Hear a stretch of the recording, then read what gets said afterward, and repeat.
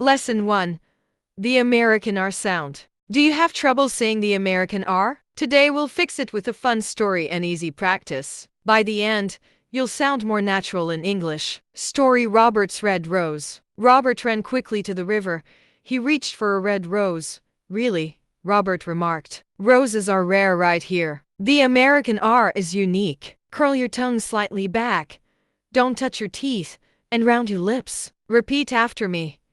Red River rare, really. Stop pronouncing R incorrectly if you want to sound American. I mean, R should be so sharp, as in sharp. So try pronouncing truly rural, truly rural. So when you say these words, your R should come out really sharply. So in order to make this perfect R sound, you need to curl your tongue like that and pronounce it.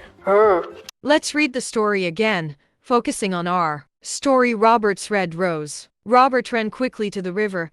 He reached for a red rose. Really? Robert remarked. Roses are rare right here. Challenge: use 3 R words in a conversation today. Next lesson: the TH sound.